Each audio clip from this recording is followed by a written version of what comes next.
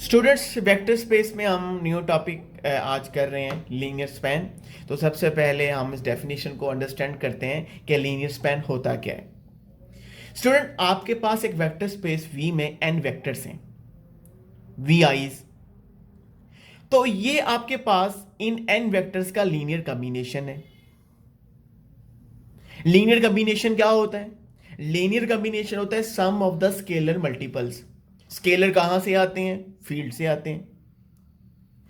तो आप अगर इन स्केलर को चेंज करते जाएं, आप फील्ड से नए कांस्टेंट यहां पे मल्टीप्लाई करवाते जाएं वेक्टर्स के साथ, तो आपको न्यू लीनियर कॉम्बिनेशंस की कलेक्शन मिलती जाएगी।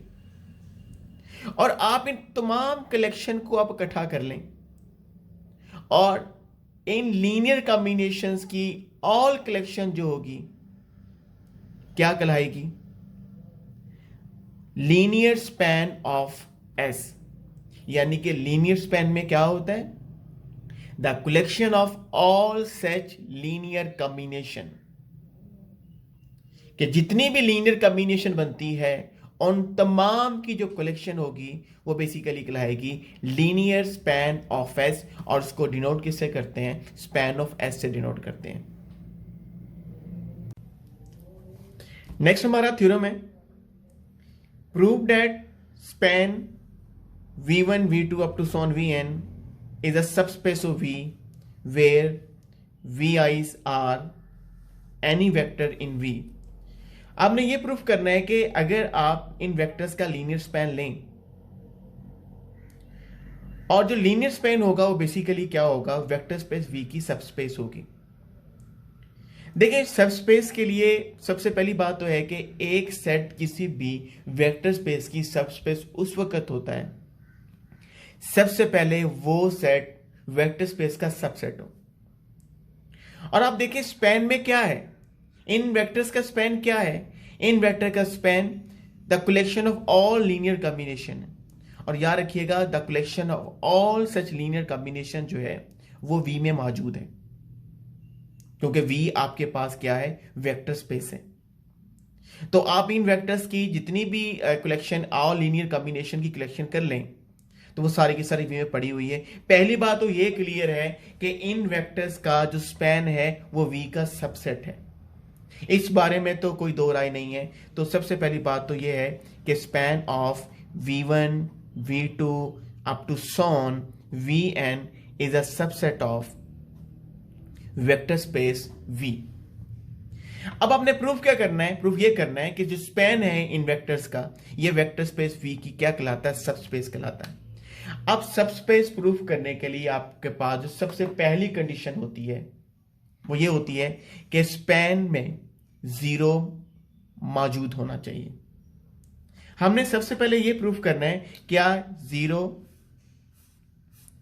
Span of v1 v2 up to so on vn में मौजूद है? Zero span of v1 v2 vn में उस वक्त मौजूद होगा जब आप स्केलर की चॉइसेस से आप जीरो ऑब्टेन कर सकें।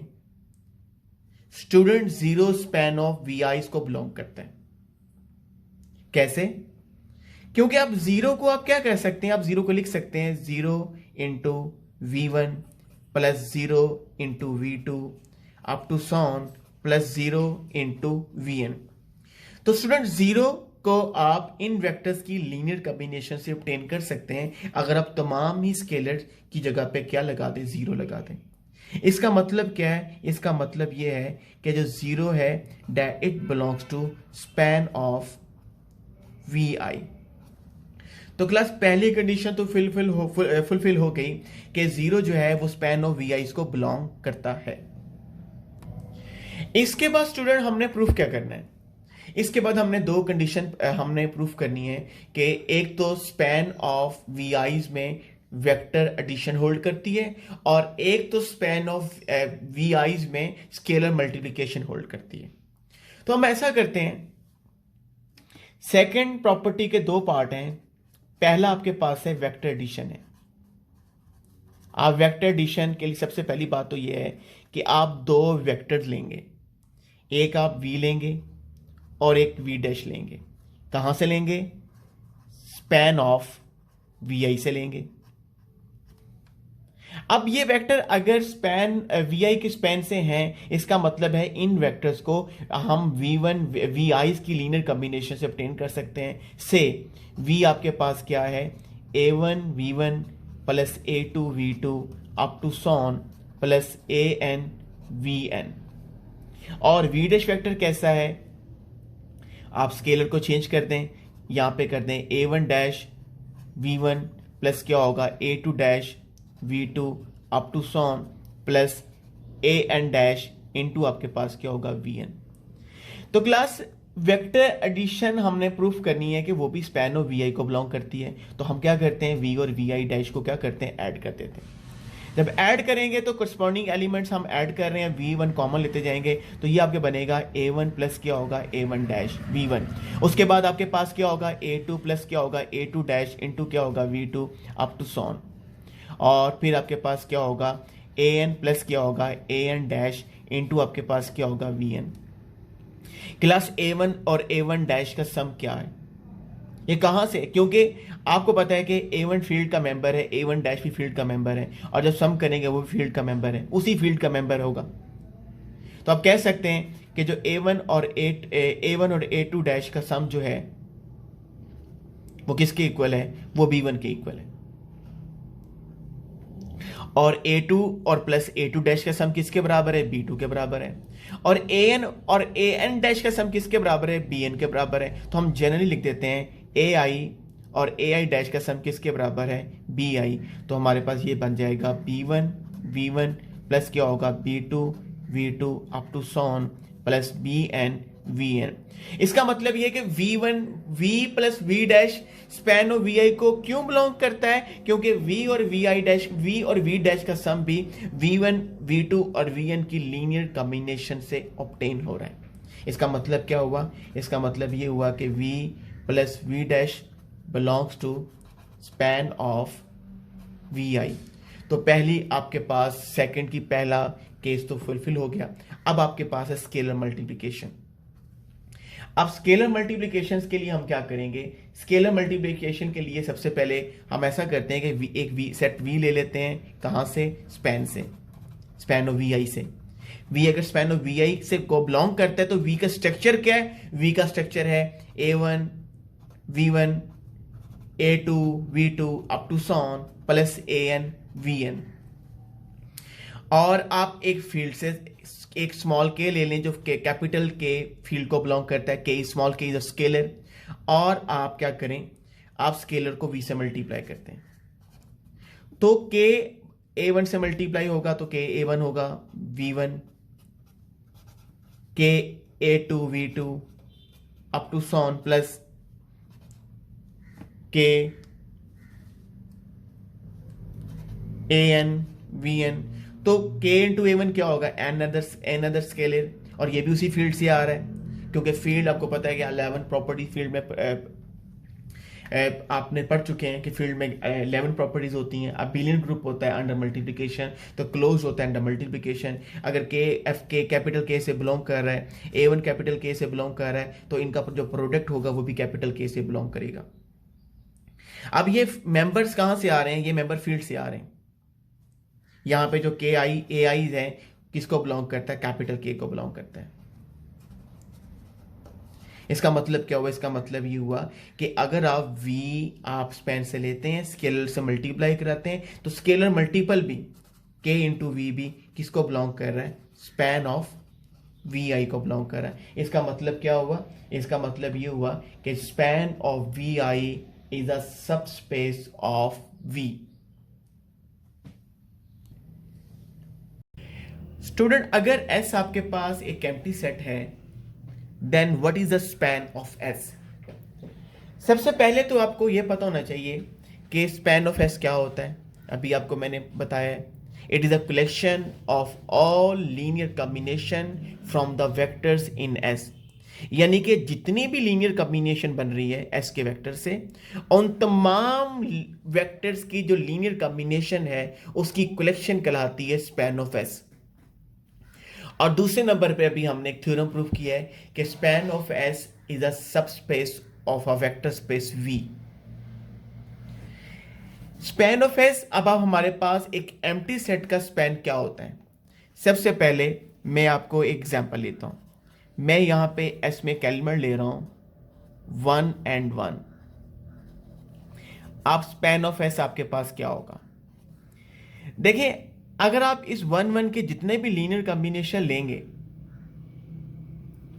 डेफिनेटली एक वेक्टर ले रहा हूं, और ये वेक्टर कहां से आ रहा है, ये vector V space R two vector space से आ रहा है। V is equal to R2। आप इसके जितने भी लीनियर कॉम्बिनेशन लेंगे, आप सबको पता होगा वो इसका स्केलर मल्टीपल होगा। 0 से मल्टीप्लाई करेंगे तो आपको पास क्या बनेगा, आपको 0 वेक्टर हो जाएगा। 1 1 होगा, 2 2 होगा, 3 3 होगा।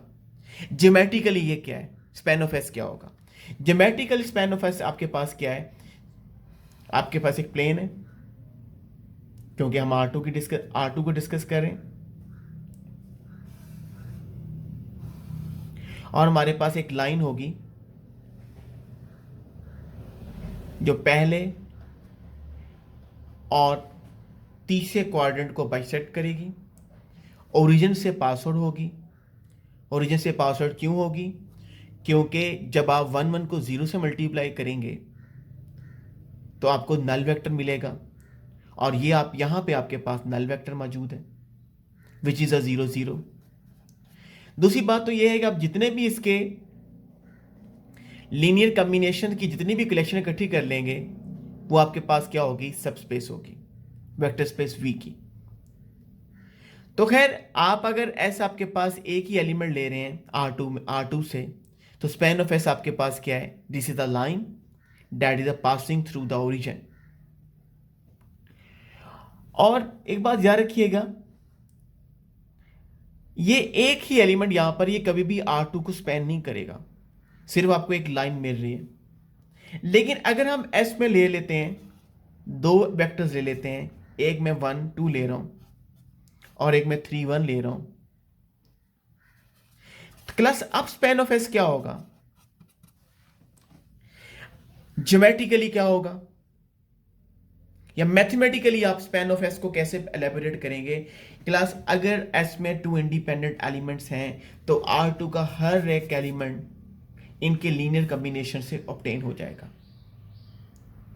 तो इसका मतलब ये हुआ कि अगर आपके पास एस में 2 इंडिपेंडेंट एलिमेंट्स हैं और एलिमेंट R2 से आ रहे हैं, तो स्पैन ऑफ एस आपका कंप्लीटली R2 होगा, ये पूरी की पूरी स्पेस को जनरेट करेगा।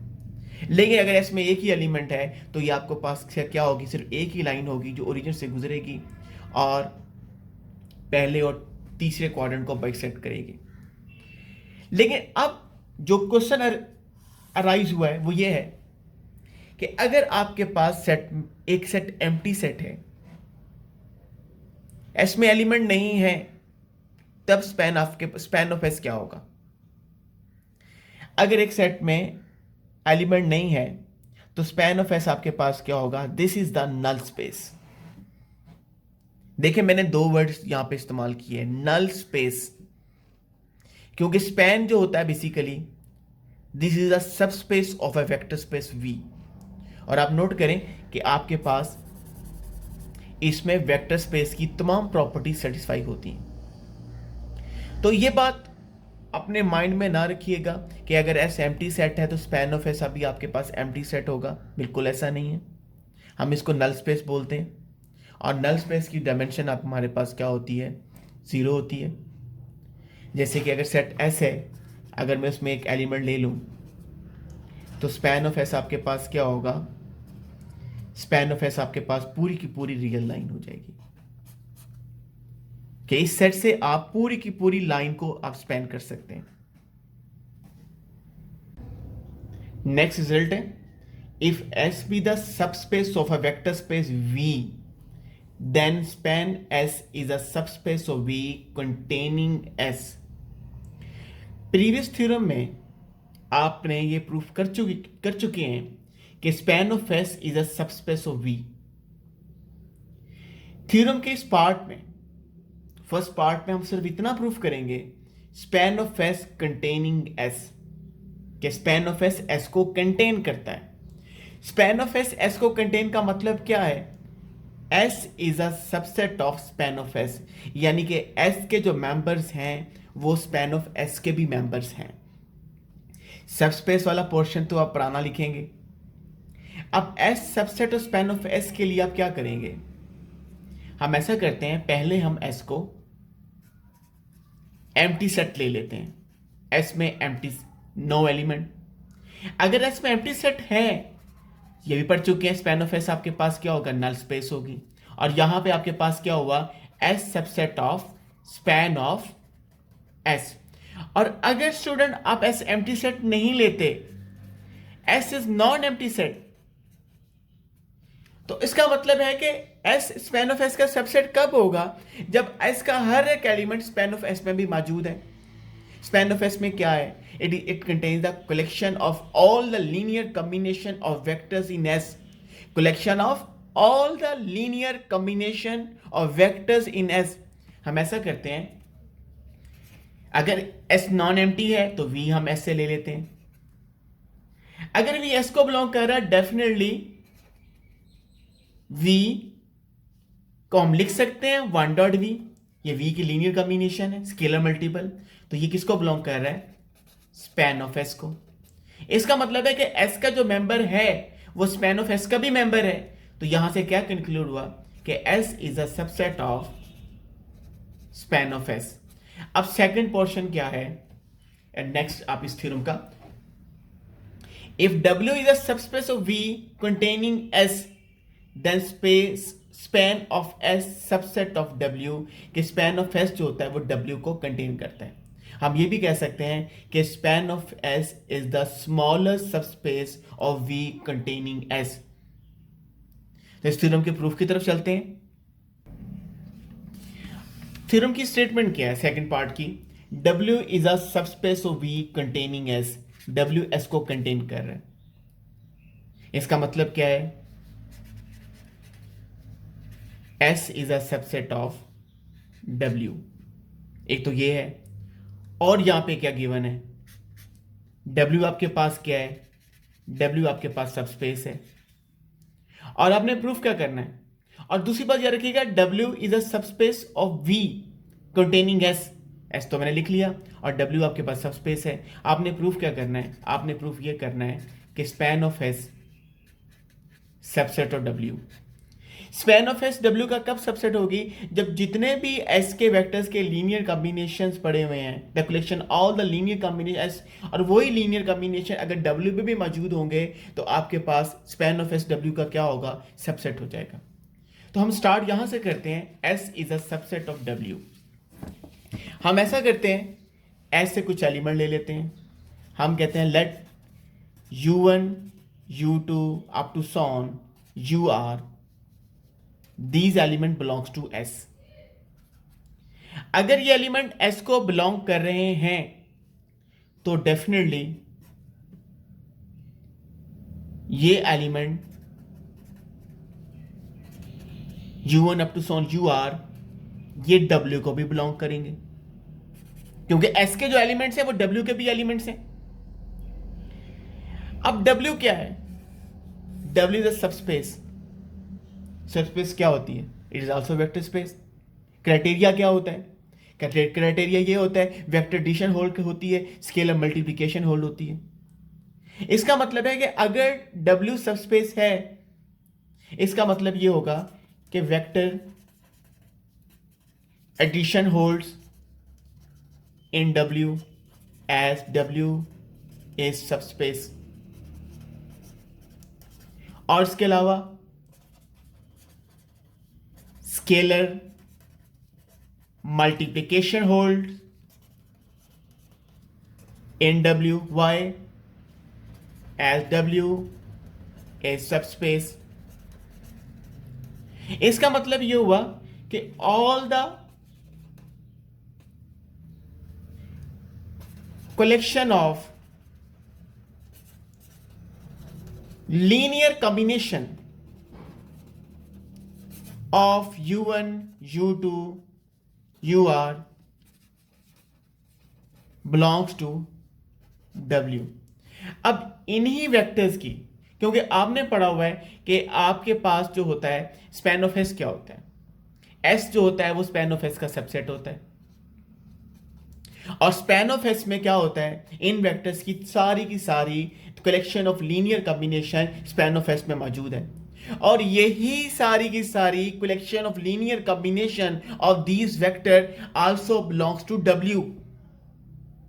इसका मतलब क्या ये हुआ कि स्पैन ऑफ एस के जो मेंबर्स हैं वो आपके पास डब्ल्यू के भी मेंबर्स हैं। तो यहां से क्या कंक्लूड हुआ, span of S is a subset of W.